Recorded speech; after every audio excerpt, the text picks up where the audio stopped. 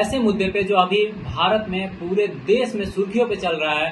आपको भी कहीं ना कहीं इसको लेकर आपके अंदर काफी आक्रोश होगा कि मणिपुर का जो घटना है इससे पूरा भारत शर्मसार है, खासकर महिलाओं को बहुत ही ज्यादा आहट हुई है।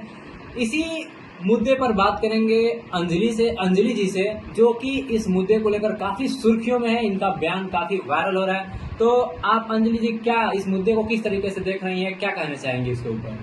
इस मुद्दे में देखने जैसा कुछ नहीं है, क्योंकि ये जितना शर्मसार इस पूरे देश को कर रहा है उतना ही शर्मसार इस देश के प्रधानमंत्री को कर रहा है। जैसे प्रधानमंत्री तो अपना वर्चस्व बना रहे हैं पूरे वर्ल्ड वाइड जाकर के, ये वो दिस दैट, तो इसको क्या बोलेंगे? ये वही कर सकते हैं, क्योंकि इससे ज्यादा उनके पास कोई ऑप्शंस नहीं है। अपने घर की बेटियों की इज्जत लूटी जा रही है और वो विदेश घूमने में बिजी है। उस पर से भी उनके मुंह में, उनके कंठ में अभी तक एक शब्द नहीं आया है कि उस घटना पे हम बात कर सके। उन्होंने तो सामने आया है और शायद 38 सेकंड का एक बयान जारी किया है। मैं आपको उस बात पे बताना चाहूंगी। एक्चुअली वो आते हैं, कहीं स्पीच देते हैं 8 मिनट का, और उस 8 मिनट में वो 38 सेकंड मणिपुर का जिक्र करते हैं, और उस 38 सेकंड में वो पहले 2 अदर राज्यों का जिक्र करते हैं, बाद में मणिपुर का जिक्र करते हैं। आखिर उनके पास इतना सा समय बच गया है, वो भी इतने बड़े घटना के लिए जिसने पूरे देश को झकझोर के रख दिया है। एक प्रधानमंत्री को ये शोभा देता है क्या? ये कहाँ तक शोभनीय है?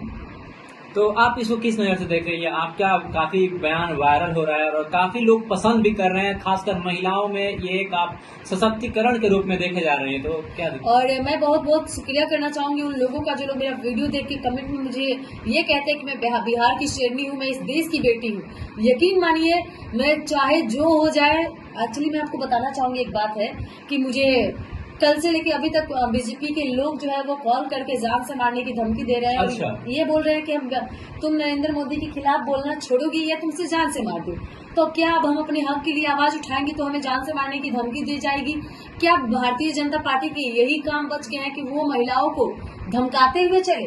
कहीं न कहीं इस मुद्दे को काफी दबाने की कोशिश की गई है। बिल्कुल, अगर दबाने की कोशिश नहीं की गई होती तो मुझे कॉल करके धमकी ही नहीं दी जाती कि हम चुप रहे। मेरे लिए समन नहीं दिए जाते, कि बस वार्निंग नहीं दी जाती मुझे कि आप अपना मुंह बंद कीजिए, तो क्या लग रहा है घर जला देंगे, आपको किडनैप करवा लेंगे। इस तरीके की धमकियां मुझे मिल रही है कि आपका हम घर जला देंगे, आपके माँ बाप को मार देंगे।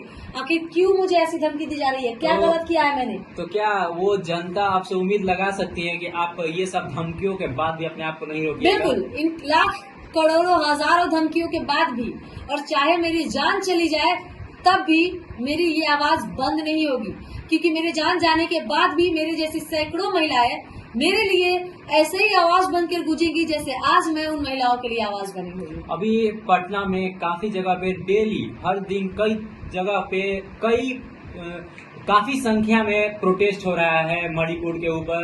मणिपुर में जो घटना हुआ, जो हिंसा हुआ, उसके विरोध में, और जो एक तरफ देखा जाए तो बीजेपी इसको लेकर मतलब निगलेक्ट कर रही है, चुप्पी साधी हुई है। इसको लेकर क्या बोलेंगे? बीजेपी चुपके ही साधेगी, क्योंकि मणिपुर में बीजेपी का सरकार है और नरेंद्र मोदी इतने बेवकूफ नहीं है कि जहां उनकी सरकार है वहां के कांड को बाहर निकाले। यही गलती अगर आरजेडी के सरकार में हुआ रहता तो यकीन मानिए बीजेपी के सारे लोग और खुद स्मृति ईरानी और बजरंग दल और आरएसएस वाले नंगा नाच कर रहे होते रोड पे उतर के। क्यों? क्योंकि वो गलती नीतीश जी की या तेजस्वी जी की होती, पर यहाँ गलती नरेंद्र मोदी के लोगों की है। इसीलिए नरेंद्र मोदी ने अभी तक चुप्पी साधी हुई है और इस पे उनका कोई बयान नहीं आया, जबकि उनको सुप्रीम कोर्ट ने फटकार भी लगाया है कि आप पढ़िएगा या हम पढ़े। सुप्रीम कोर्ट के बयान के, सुप्रीम कोर्ट के डांटने के बाद नरेंद्र मोदी 38 सेकंड का बयान देते हैं और उसके बाद से फिर से चुप्पी उनको सांप सूंघ गई है। आखिर उनको सांप किस चीज की सूंघ गई है? आप न्याय नहीं कर सकते तो उन दरिंदों को हम महिलाओं के हाथ में सौंप दीजिए, हम महिलाएं उनको सजा देंगे, क्योंकि ना तो अब मुझे वहाँ के सरकार पे भरोसा रही और ना ही वो वर्दी में बैठे नामर्दों पे।